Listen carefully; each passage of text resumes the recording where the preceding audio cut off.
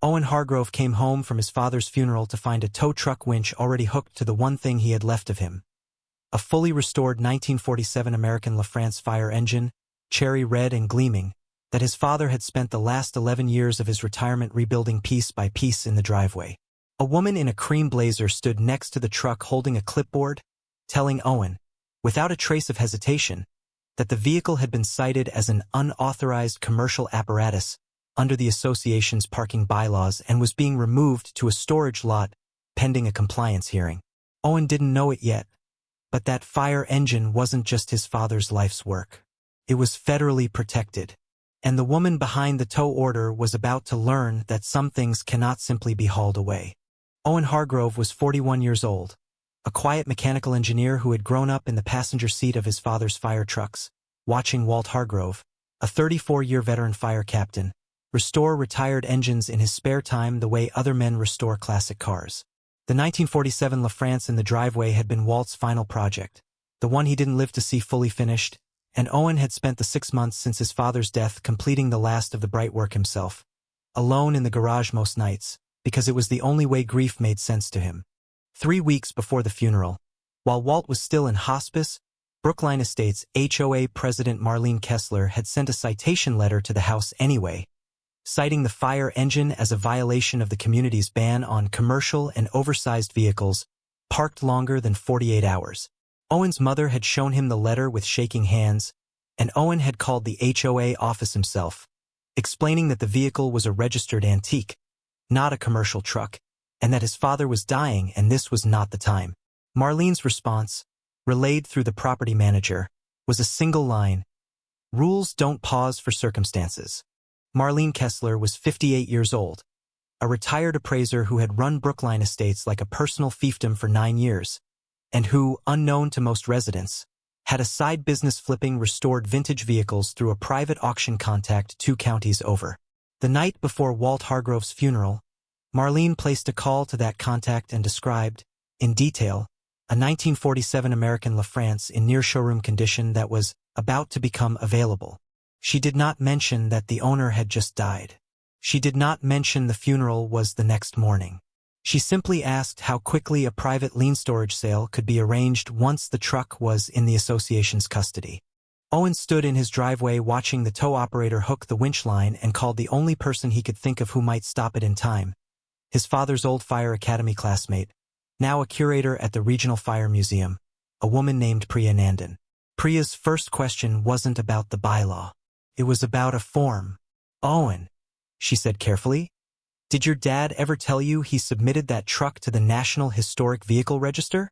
Owen hadn't known, but Priya did, because she had helped Walt fill out the paperwork herself 2 years earlier, after his LaFrance was selected as one of only a handful of trucks nationwide documented that year for the Library of Congress's Historic American Engineering Record, a federal program that catalogs vehicles of significant historical value. The truck wasn't just registered. It was federally documented, photographed, and archived, meaning any seizure, sale, or destruction of it without due process could trigger federal cultural property protections most HOA boards had never even heard of. Armed with nothing but his phone and Priya's voice still on the line, Owen walked up to the tow operator and asked him to wait exactly 10 minutes. The operator, a contractor named Deke Ruiz who had no idea what he'd been hired to move, looked between Owen's face, still raw from the funeral that morning, and his phone buzzing with an incoming email from the Fire Museum, and made the decision to lower the winch and step back, telling Owen quietly that this wasn't worth losing his license over. Marlene Kessler arrived 20 minutes later, visibly irritated at the delay, and dismissed the museum letter as irrelevant to HOA bylaws, insisting the truck would still be towed to the association storage lot pending the compliance hearing. A hearing, Owen would later learn, that had already been quietly scheduled for a date when the association's own attorney would be on vacation, leaving Marlene free to push the lien sale process through unopposed. Priya connected Owen with a federal preservation officer named Grant Okafor, who explained that knowingly seizing or attempting to sell a vehicle formally documented in the Historic American Engineering Record could expose the HOA, and any individual board member who authorized it, to federal liability, separate entirely from any local dispute. Grant asked one more question that made Owen's stomach turn. Had the HOA president mentioned the truck to anyone in the vintage vehicle auction market before it was even towed? Grant's team pulled phone records tied to an open investigation into unrelated vehicle fraud complaints in the county. Investigators had been building a file on the private auction contact Marlene had called for over a year, and found Marlene's call the night before the funeral sitting right in the middle of it.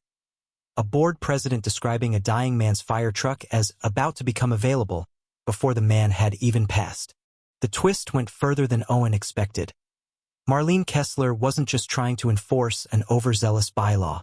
Records showed she had orchestrated at least 4 prior compliance seizures of vintage and specialty vehicles from residents over the years, each one routed through the same private auction contact, each one netting Marlene an undisclosed referral commission. A scheme she had built quietly under the cover of ordinary HOA enforcement. Federal investigators, working alongside the county district attorney, charged Marlene with attempted conversion of federally documented cultural property, conspiracy, and fraud related to the prior seizures. She was removed from the board immediately and barred by court order from ever serving on an HOA board again. The court ordered restitution to Owen and to the 4 prior families, along with a formal injunction requiring Brookline Estates to establish an independent review process, with Priya's Fire Museum listed as a required consulting party, for any future vehicle-related citation involving a registered historic or antique vehicle. Owen finished the LaFrance's restoration that spring, exactly the way his father had planned it, down to the hand-painted Hargrove, lettering on the driver's door, his father had sketched but never gotten to paint himself. He donated the truck's full restoration story and documentation to Priya's museum, where it now sits on permanent loan for 6 months of every year, with a small plaque near its wheel that reads only, "Restored by a father, saved by his son." Standing in the museum on the truck's unveiling day, Owen said the hardest part wasn't the fight with the HOA, it was realizing, only after almost losing it, that the truck had never really been about the truck. It was his father, still teaching him one last lesson from beyond the driveway. That some things are worth protecting not because of what they're worth, but because of who they came from. As the museum lights caught the LaFrance's fresh red paint, it looked, for a moment, exactly like it had the day Walt Hargrove first turned the engine over, restored, respected, and finally safe.